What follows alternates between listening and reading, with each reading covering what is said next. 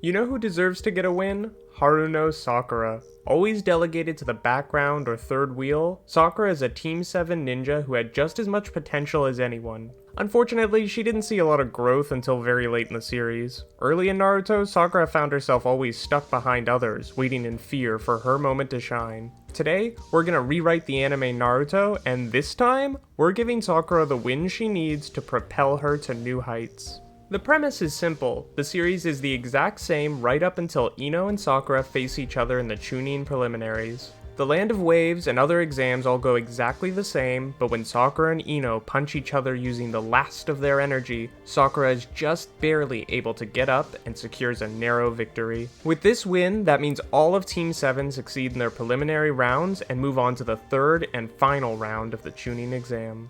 After the preliminaries are finished, as Kakashi chooses to help Sasuke prepare and learn to control his cursed seal, he decides to find other teachers to look over both Naruto and Sakura. He intends to have both of them train under Ibisu, but before he does so, Anko approaches him. She asks if he will allow her to train Sakura for the upcoming battle. Throughout the second exam and the preliminary, Anko could see how much Sakura cared for Sasuke, and knows the young genin will need to be much stronger to protect him from Orochimaru and his cursed seal. During the coming weeks, as Kakashi works with Sasuke and Naruto ultimately ends up training with Jiraiya, Sakura trains with Anko in the Forest of Death. Sakura is able to improve her general physical, weapon, and taijutsu skills, and also greatly improves her confidence as a fighter. Never again will she cower in front of an enemy. A month training with Anko in the Forest of Death was scarier than anything else she's faced after all. As well, Sakura learns to use her chakra control to cast genjutsu. Specifically, Anko teaches her a technique that Sakura already has a bit of experience with. It was used against Team 7 near the end of the second exam. She teaches her the mind-affecting genjutsu, which Sakura masters much more quickly than Anko expected. This young kunoichi really does have exceptional chakra control, and Anko is the first to comment that Sakura could even make an amazing medical nin. Anko brings Sakura to the location of the third round, where she takes her place amongst the other combatants, and not in the stands. The third round is held in the same way as before, with the Kaze Kage arriving to oversee along with the third Hokage. Just as before, Naruto is barely able to defeat Neji, Gaara's match against Sasuke is delayed, and Kankuro forfeits against Shino. After the preliminaries, when the 10 winners drew lots, Temari drew number 7, Dosu number 8, and Shikamaru number 9. In this case, now that Sakura is here, I'm gonna just give her number 10 to keep things simple. This would mean that Temari now moves forward by default since Dosu is not here. Gaara saw to that. And Shikamaru's first round fight is instead against Sakura. Sakura faces off against Shikamaru, who is just as perturbed about fighting a girl as before. But Sakura tells him not to worry, it's not going to be much of a fight. Most of the genin are surprised to hear Sakura speak so confidently, and the look in her eyes is like nothing they've seen from her before. This isn't the old Sakura. As the battle begins, Shikamaru jumps back, wanting to see what Sakura does so he can determine the perfect counter strategy. However, giving her this moment is his biggest mistake. Sakura moves a few steps back as well and does a single hand seal. Suddenly, it appears as though cherry blossoms begin to flow behind her. As Shikamaru watches the blossoms flow around her, she says in a very calm voice, "You've already lost." "Oh yeah?" he says, and his shadow bursts forward and connects with Sakura, seemingly binding her in place. "That's my line," he says. Shikamaru tells her to save them both the trouble and surrender. She can't escape. But as he tells her this, Shikamaru is completely unaware that what the audience sees is very different. They see his Shadowbind Jutsu connected with nothing. They watch quietly as Shikamaru stands still while Sakura walks right up to him and holds a kunai to his neck. The Sakura Shikamaru sees bursts into cherry blossom and disappears. It was a Genjutsu clone. Sakura has taken the mind-affecting jutsu Anko taught her to new heights already, and tricked someone as intelligent as Shikamaru. As smart as he is, even he was capable of making the grave mistake of underestimating her. She positioned herself exactly as far as Shikamaru's maximum reach with his shadow, a distance she's estimated from seeing him battle several times, and with her kunai at his throat, and his shadow already extended, he has no other options. He's forced to forfeit, and Sakura moves on to the next round. However, just like in the original timeline, that next round never comes.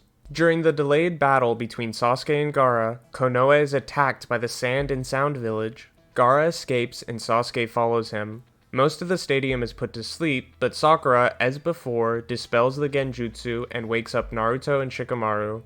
The three then follow after Sasuke and Gaara, with Shikamaru stopping the Sound Nin that give chase. Sakura later defends Sasuke against Gaara, but even with her training, she's not able to stand up against the Jinchuriki-powered Gaara and is still bound to a tree.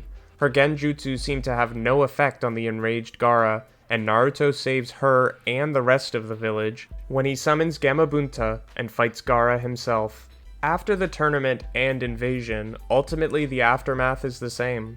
Naruto still fought Gaara, Sasuke still feels like he's falling behind, the third Hokage is still killed after sealing Orochimaru's arms, and there's still only one genin promoted to Chunin, and that genin promoted is Haruno Sakura. Wait, what? That's right, Sakura is the only one to become a Chunin. Who would have guessed that she would be the first of their class to be promoted?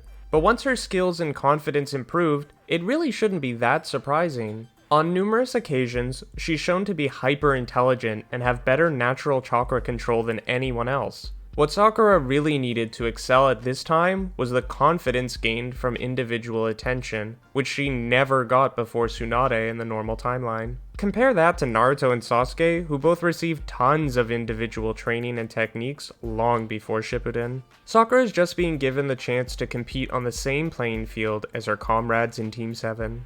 After the Konoha Crush, the village is desperately in need of a new Hokage. With Jiraiya turning down the job, he and Naruto leave to search for another candidate, Tsunade. During this time, Sasuke is still recovering in the hospital, and Sakura is initiated as a Chunin. She still visits him, but now with the confidence and authority to feel like she can truly help him. She pleads with Anko to teach her more about the cursed seals, to help Sasuke control this power. Anko decides to teach her a Fuyin jutsu similar to what Kakashi used on Sasuke in the preliminary rounds. Sakura spends the time Naruto and Jiraiya are away learning this technique to be used only in an emergency to seal Sasuke's cursed chakra.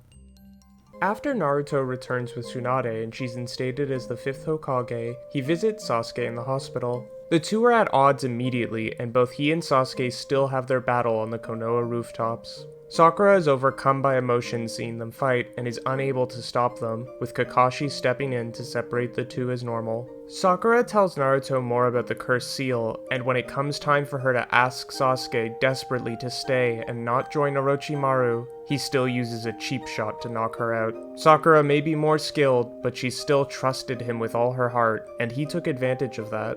Unlike in the original timeline, though Sakura is still the one to tell Tsunade about Sasuke leaving, she is now the one given the mission to retrieve him. She is told to consider taking Shikamaru as the elders still have their eyes on him from what Asuma said about his genius.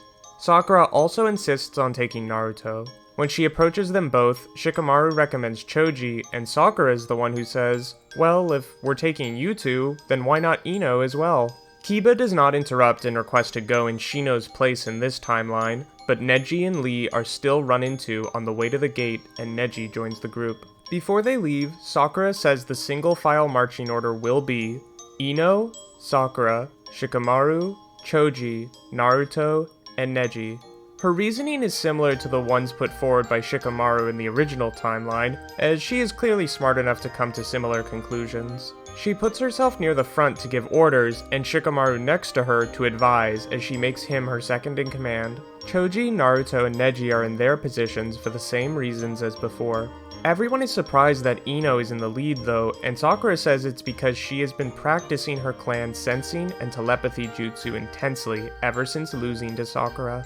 While she has not perfected them yet, being in front makes the most sense. She can sense chakra ahead, and while she may not be able to do so nearly as well as Neji, she can use her basic telepathy to warn the team of enemies faster than any of them. Sakura understands what Ino is capable of better than anyone.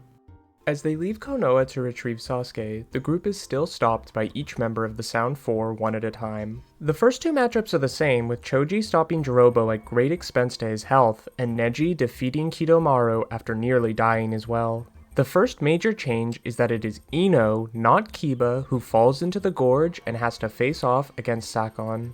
During this fight, Ino initially tries to take over Sakon's body, believing all she needs to do is delay him, and no clan is better at that than the Yamanakas. But after using her mind switch, it's revealed that she's not against a single opponent. He has a twin, Ukon, who awakes and attacks Ino's defenseless body, snapping her back into her own mind. Her jutsu is useless against two enemies. If she takes over one of their minds, her body's helpless against the other twin. It seems as though she'll be defeated no matter what she does, until she reveals a new technique. The Mind-Body Disturbance Jutsu. It allows her to control an enemy without exiting her own body, and while it can be used on multiple targets, Ino can still only target one enemy at a time. But that's all she needs. With her body free and able to dodge attacks from Ukon, Ino controls Sakon, forcing him to attack his own brother. Though this strategy is effective, especially for stalling, Ino knows she can't keep this new technique active forever. Especially not when they activate their cursed seal. It's clear with this added power that Sakon will break free of Ino any second, and Ukon is much more difficult to dodge. But Ino, determined to do her part for the mission and not allow Sakura to one-up her again, is able to hold out just long enough to be saved by Kankuro. When the former enemy from the Sand Village arrives, he's able to defeat the twins with his puppets just as he does in the original timeline. This time, Kankuro does comment that from what he saw of Ino's battle, where she pitted twin against twin, that she might make a decent puppet master herself. Outside of the gorge, Shikamaru is still left to face off against Hayuya, with Naruto and Sakura easily running past her after dispelling her genjutsu. Shikamaru insists on fighting Hayuya alone, as he believes Sakura and Naruto are the only ones who have a chance at saving Sasuke.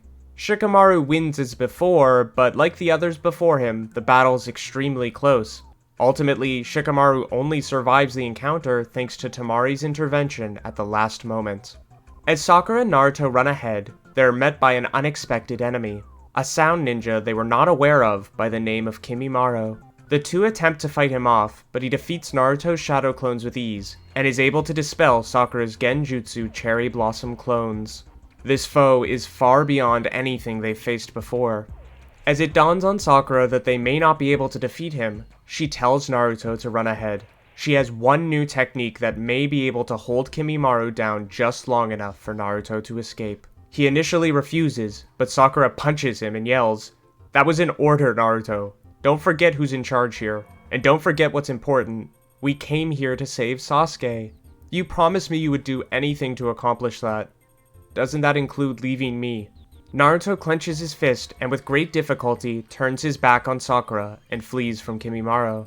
Just as the bone user turns to chase Naruto, Sakura unleashes a new technique using the mind-affecting jutsu. His vision is blurred by thousands of cherry blossoms, each a clone of her that shifts back and forth, never keeping shape for more than a second. Sakura is essentially creating hundreds of her genjutsu clones at once. The whirlwind of illusions is called the Cherry Blossom Forest, and is meant to overwhelm an enemy's mind.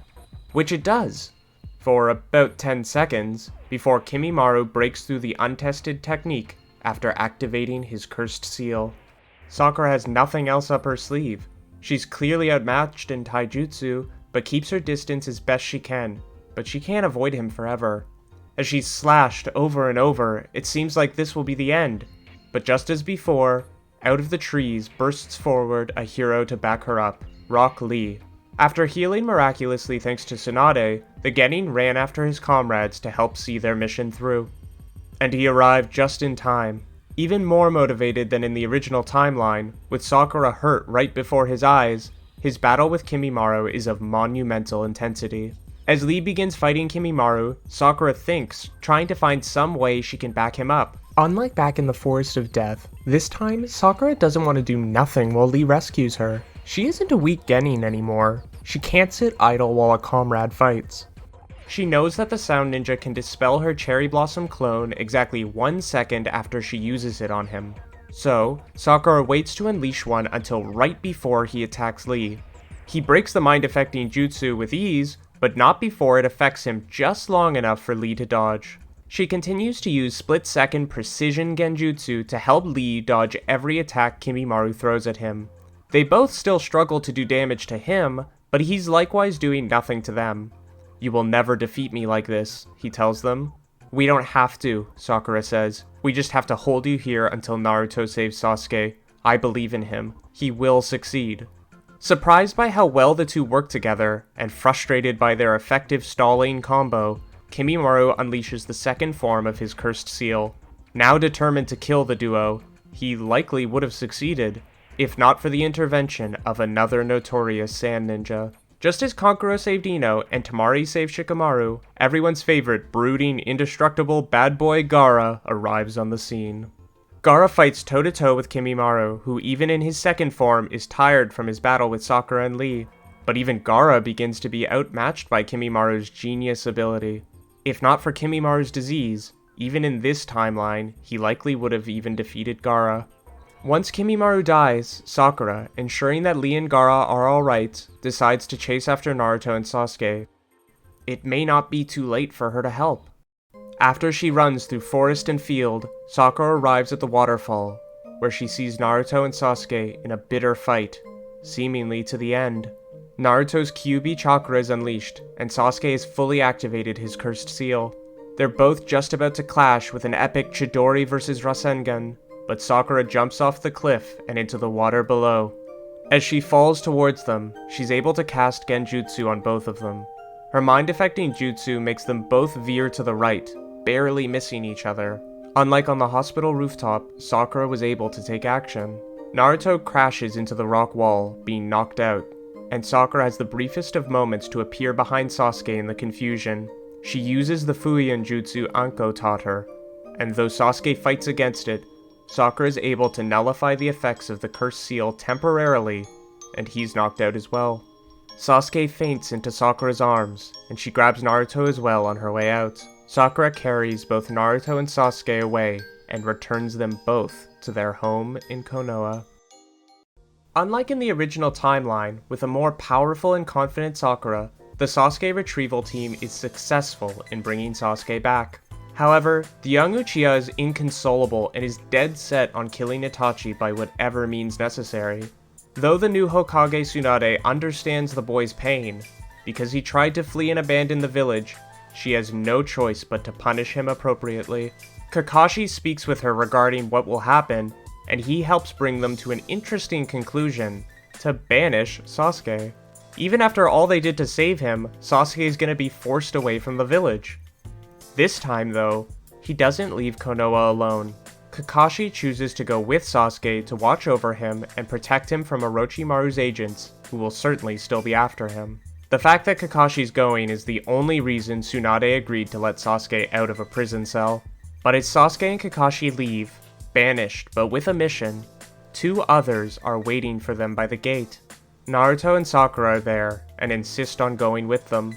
Just as Sakura was unable to convince Sasuke to stay, he too is unable to convince her to stay.